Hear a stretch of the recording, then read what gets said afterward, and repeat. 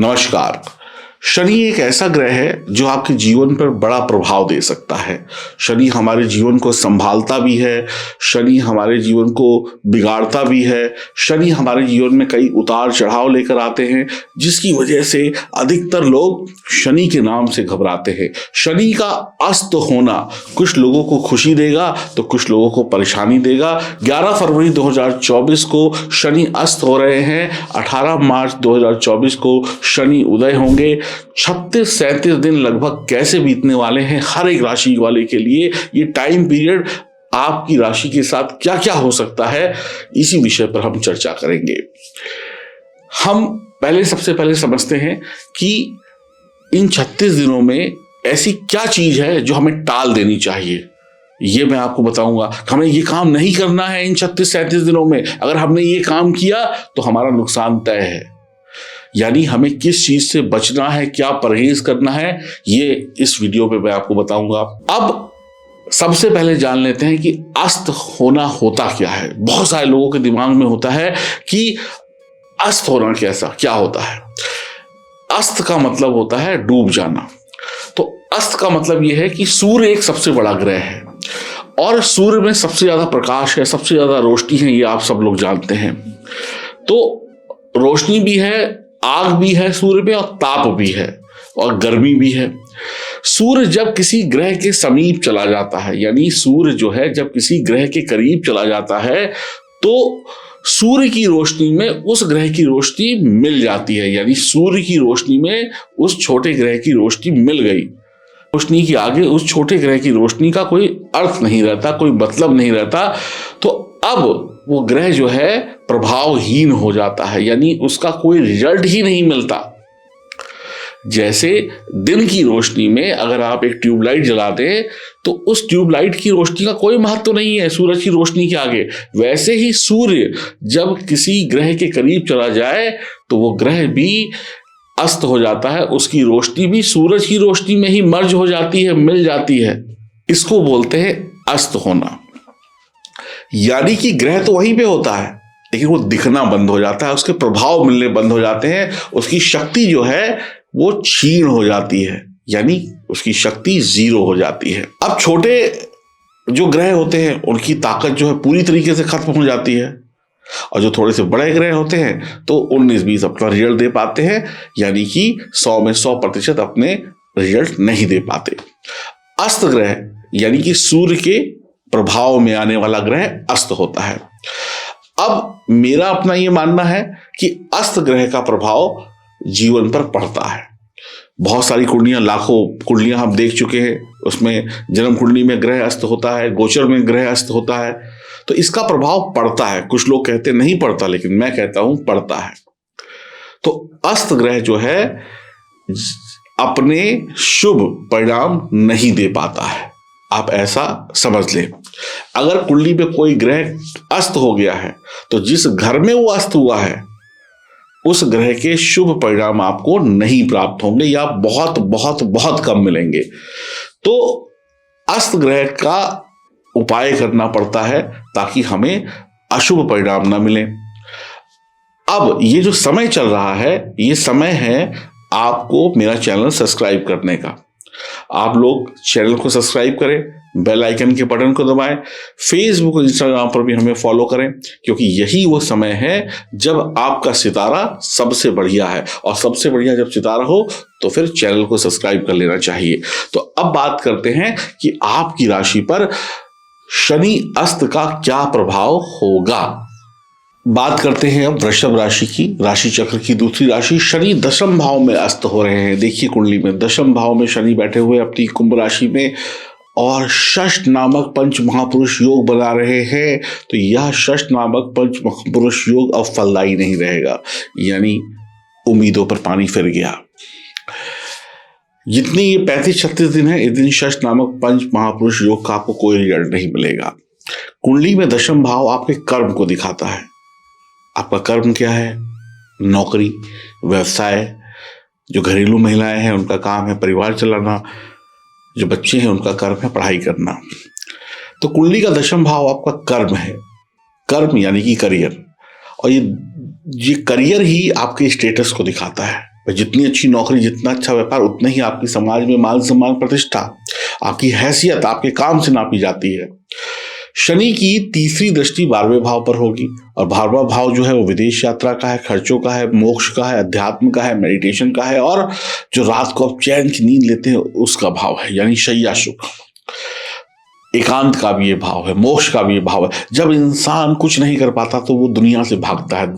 जो इंसान असफल होने लगता है ना, वो एकांत ढूंढता है कि कोई मुझे टोक ना दे, कोई मुझे पकड़ ना ले।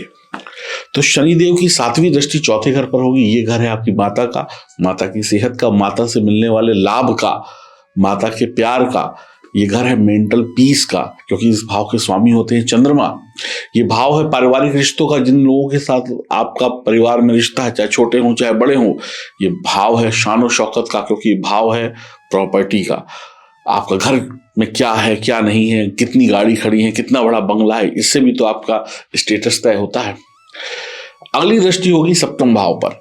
7वां भाव क्या है? वैवाहिक सुख का है, पार्टनरशिप का है। अब पार्टनरशिप चाहे पति पत्नी के बीच में हो, चाहे व्यापार की हो, या फिर किसी भी चीज में आप पार्टनरशिप करते हैं। दोस्ती यारी भी एक पार्टनरशिप है, प्रेम संबंध भी एक पार्टनरशिप है। और पब्लिक में जो आपकी पहचान बनी हुई है, लोग आपको किस नजर से देखते हैं, अच्छी नजर से देखते हैं, बुरी नजर से देखते हैं, वो भी यही भाव दिखाता है।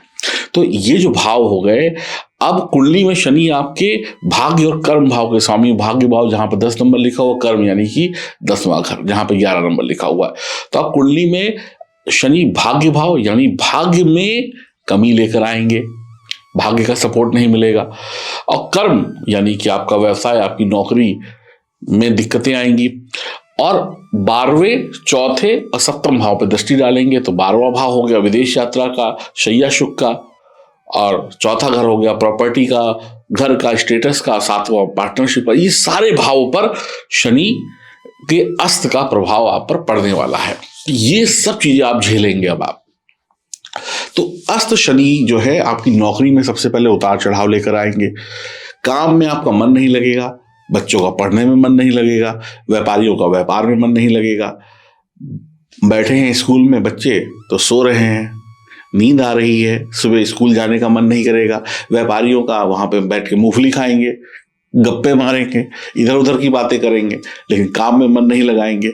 नौकरी में आपका मन करेगा, अरे छोड़ो, छुट्टी ले लो, आज कोई बहाना बना दो, अरे आज तो पेट में दर्द हो गया, अरे छोड़ो, नहीं जा रहे हैं काम पर। गए तो लेट लतीफ गए, गए तो काम नहीं किया, गए तो दिन भर चाय पीते रहे, इधर उधर की बातें करते रहे, बस जैसे तैसे टाइम पास करके चले आए। या रोज रोज कोई बहाना बना लिया, ये 4 दिन की छुट्टी ले ली, काम नहीं करेंगे। जो लोग घर से काम कर रहे हैं वो कहेंगे यही ठीक है, कौन जाए, बहाना बना लो, पेट में दर्द है, ऑफिस में जाना पड़े, यहीं बैठ के बिस्तर में रजाई के अंदर बैठ के थोड़ा बहुत काम कर लेंगे। यानी कि आलसी हो जाएंगे। दुकान वाले दुकान में नहीं जाएंगे, फैक्ट्री वाले कहेंगे चलो हम नहीं जा रहे, नौकर कोई बोल देंगे अरे भैया चला लेना 2 दिन, थोड़ा हमारी तबीयत खराब है, यानी आलसी हो जाएंगे। अब आलस आया तो काम चौपट हुआ, ठीक है ना। घर की जो घरेलू महिलाएं हैं वो भी कहेंगे अरे छोड़ो, ठीक है, कौन सब्जी उब्जी बनाए, होटल से खाना मंगा लो, खा लेते, कौन काम करेगा, है ना। इस तरीके से काम चलेगा। तो घर बैठे बैठाए आप काम करना पसंद करेंगे, वो भी थोड़ा बहुत, यानी कि आलसी हो जाएंगे। अब आलसी इंसान तो बेकार हो जाता है, तो इसी आलस को भगाना होगा, तभी आपको शनि अच्छा रिजल्ट देंगे। पहला उपाय, ऑफिस जाएंगे, मान लीजिए ऑफिस चले गए तो स्वभाव में चिड़चिड़ापन होगा, किसी को भी डांट देंगे, किसी की भी छोटी बड़ी कमी पर उसको गुस्सा कर देंगे, लड़ जाएंगे दूसरे पे, घर का गुस्सा वहां निकाल देंगे, वहां का गुस्सा घर पे निकाल देंगे। आप सोचेंगे कम, काम भी करेंगे कम, और टाइम पास करेंगे ज्यादा, ऐसा आप समझ लें। काम में विलंब होगा, आपका आज का काम कल होगा, कल का काम परसों होगा। कल करे सो आज कर, आज करे सो कल, छोड़ो सारे काम को, क्या करना है ना। तो आप जो काम आज करना है वो कल करेंगे, जो कल वाला काम है परसों करेंगे, और परसों वाला कहेंगे चलो बरसों में कर लेंगे, यानी सब कुछ लेट लतीफ। एक गाड़ी जो लेट हो जाती है ना, उसको फिर धक्का मार हो जाती है, तो आपकी गाड़ी का इंजन खराब हो जाएगा, अब धक्का मार गाड़ी चलने वाली है। पेशेवर मोर्चे पर यानी काम काज के मोर्चे पर आपकी जो गति है, जो काम करने की स्पीड है, उससे आपको कामयाबी नहीं मिलेगी। अब आपको अपनी स्पीड को डबल करना ही पड़ेगा। काम की इच्छा ही नहीं करेगी। काम, मान लो एक दो काम अच्छा कर भी दिया तो उसकी तारीफ नहीं मिलेगी, फिर मन डूब जाएगा, लो करके भी कुछ नहीं मिल रहा, अरे छोड़ो यार। हो सकता है कि आपके रवैये को देखकर आपके जो साथ में लोग काम करते हैं या आपके जो बॉस हैं वो खुश ना रहें, वो आपकी शिकायत कर दें इधर उधर, आपको डांट खानी पड़ जाए। और हो सकता है आप इतनी ज़्यादा डांट खाएं कि आप कहें छोड़ो यार ये नौकरी, कहीं दूसरी जगह ढूंढते हैं, फंस जाएंगे इसी में, ना इधर के रहेंगे ना उधर के, ना घर के ना घाट के। कुल मिलाकर ये समय आपको परेशानियों में डालने वाला है। और अगर आपकी जन्म कुंडली में शनि कमजोर स्थिति में है तो और ज्यादा। अब व्यापार में डील कैंसिल हो जाएगी या सही डील नहीं होगी, या आप मकान खरीदने गए, कोई दस्तावेज गलत हो गया, गलत जगह साइन कर दिया, उल्टे सीधे साइन करा लिए, मतलब कहते हैं ना कोई फर्जी चीज आपने खरीद ली, सस्ती चीज महंगे दाम में खरीद ली, ऐसा हो सकता है। कंपटीशन में प्रतिस्पर्धा होगी, यानी खूब फाइट करनी पड़ेगी अपना माल बेचने के लिए, आओ आओ आओ चिल्लाना पड़ेगा, बैठे बैठाए काम नहीं होता। पहले ग्राहक खुद आ जाते थे, अब ग्राहकों को बुलाना पड़ेगा। तो व्यवसाय की में आपको तुरंत नई रणनीति बनानी पड़ेगी कि भैया कैसे हम कमाएं। हाथ पे हाथ रख के मूंगफली खाएंगे तो नहीं होगा काम।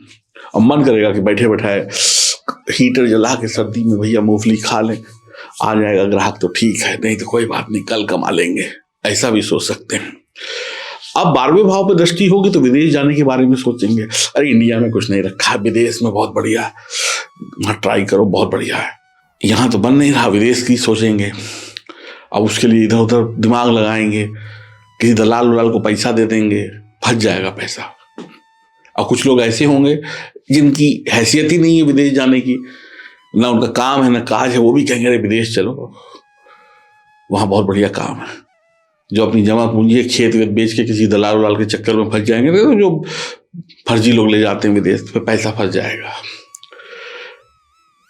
विदेश जाने के नाम पे आप ठगे जा सकते हैं। कोई ऐसी डील आ जाएगी कंपनी की, हाँ भैया ठीक है वो नौकरी लगने वाली, इतना पैसा दो, ठग जाते हैं ना कई लोग, ऐसे फ्रॉड होता है, पैसे बर्बाद हो जाएंगे विदेश जाने के नाम पे। और आपकी रात की नींद भी खराब हो जाएगी, रात का नींद नहीं है, करवट बदलेंगे, इधर उधर की बातें सोचेंगे या मोबाइल लिए लिए पूरी रात जागते रहेंगे, सुबह नींद नहीं खुलेगी, सुबह बहाना बनाएंगे, अरे पेट में दर्द कर रहा, बच्चे कहेंगे स्कूल नहीं जाना, बड़े कहेंगे ऑफिस नहीं जाना, बाकी कहेंगे अरे छोड़ो आज कौन नाश्ता वास्ता बनाएगा, आज ब्रेड मक्खन खा लो।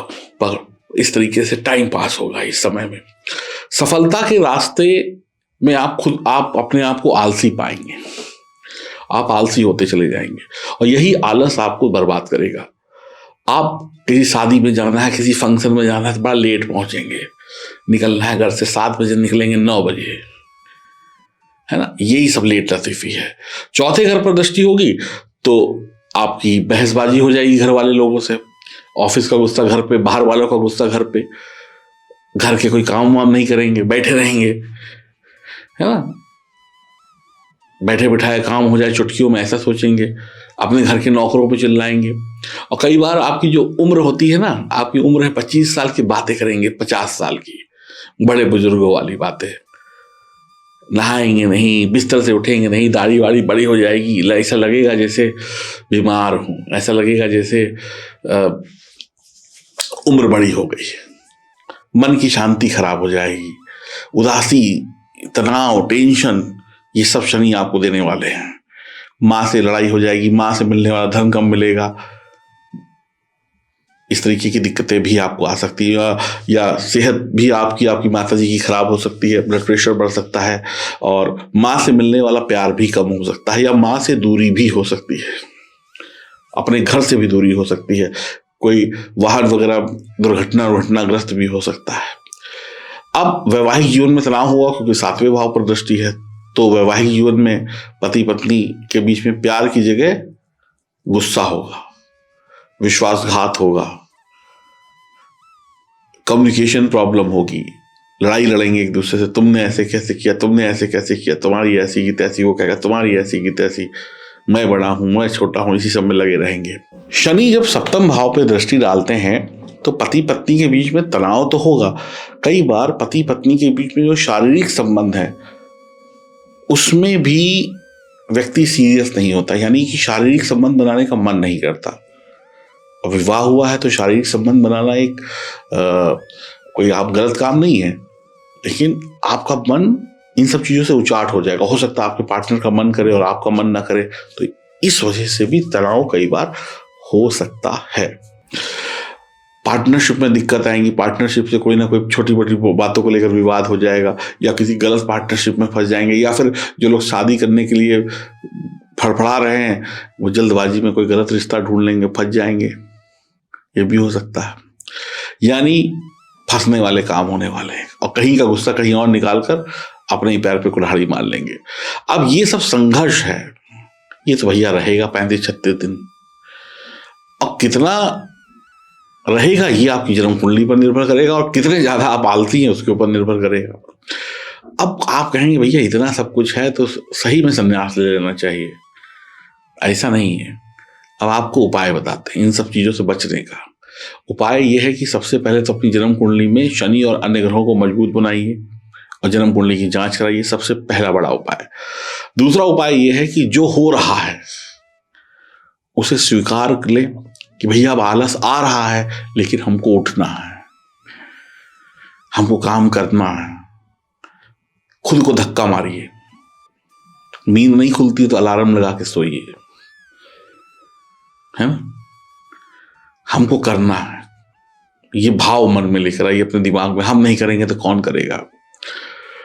जब आप ये करने लगेंगे ना तो शनि खुश हो जाएंगे, क्योंकि शनि जो है वो ईमानदार लोगों को पसंद करते हैं, बेईमानों को नहीं। तो आप अपने काम से बेईमानी करिए मत, ईमानदारी अपना लीजिए, लेट लतीफी मत करिए, गुस्सा मत करिए। तो सही तरीके से जब आप ईमानदारी से काम करेंगे तो शनि कहेंगे इन 35-36 दिनों में तुमको जितना घिसा है उतना तुमको जब मैं उदय हो जाऊंगा तब उतना ही तुमको फल दूंगा। कभी वो देखा साबुन की टिकिया देखी आपने, साबुन की बार है ना, वो जैसे कपड़े साफ करते हैं तो गंदगी होती है ना, गंदगी शर्ट के ऊपर ऐसे ऐसे रगड़ते हैं, 10 बार रगड़ा तो उसके बाद वो कपड़ा हो जाता है साफ, ऐसे ही होता है ना। तो ऐसे ही जो 35-36 दिन है ना, ऐसे आप रगड़े जाओगे, लेकिन जब उदय होंगे शनि तो आपकी चमक निकलेगी, एकदम दुनिया को चकाचौंध कर देगी। तो संघर्ष जो है वो आपको सिखाएगा, आपको बनाएगा। तो आपको बस पहला काम ये करना है। तो ये शनि के पिता कौन है? शनि के पिता है सूर्य। तो यहां पर सूर्य से सीख लेनी है। सूर्य से क्या सीख लेनी है कि हमें आलस नहीं करना है, रोज वक्त से उठना है, वक्त से काम करना है, क्योंकि सूरज रोज वक्त से उगता है, वक्त से डूबता है, करेक्ट। तो पंचुअलिटी अपने जीवन में लेके आनी है और आलस को भगाना है, पहली चीज। दूसरी चीज क्या करनी है भैया? हनुमान जी के शरण में चले जाओ, हनुमान जी के पैर पकड़ लो, हनुमान जी भला करो, मंदिर वगैरह चले जाओ। हनुमान जी क्या हवा है, हवा कभी रुकती है? कभी नहीं रुकती। तो ऐसे आप भी कमी ना रुके, चलते रहें, अपना काम करते रहें। तीसरा, भगवान श्री कृष्ण की और भोलेनाथ की आराधना करें, है ना। भगवान भोलेनाथ कितनी भी ठंडी हो, कैलाश पे बैठे बर्फ के बीच में, ऐसा थोड़ा ना भगवान भाग जाते हैं ठंड के मारे, अलर्ट रहते हैं। आप ये ठंडा ठंडा लोटा लोटा जल भगवान शंकर पे चढ़ाते हो, है ना। तो ऐसे ही अपने दिमाग को भी शांत रखो और जीवन में एनर्जी को बना के रखो। तो ये शनि जो है ना, आप अगर अपनी एनर्जी को बना के रखेंगे और बहसबाजी नहीं करेंगे, चुप रहेंगे। भगवान श्री कृष्ण कहते हैं मौन सर्वार्थ साधनम, चुप रहिए और जैसा वक्त चल रहा है उसमें ढल जाइए। ढल जाएंगे तो बन जाएंगे, नहीं ढलेंगे तो बिगड़ जाएंगे। तो बस यही रेमेडीज हैं, यही सब कुछ करना है। और अगर वीडियो अच्छी लगी है तो चैनल को सब्सक्राइब भी करना और अपनी जन्म कुंडली की जांच भी करानी है और शेयर और लाइक भी करना है वीडियो को। बस यही है 35-36 दिन का खेल। जो समझ जाएंगे वो पास, जो नहीं समझेंगे वो फेल। नमस्कार।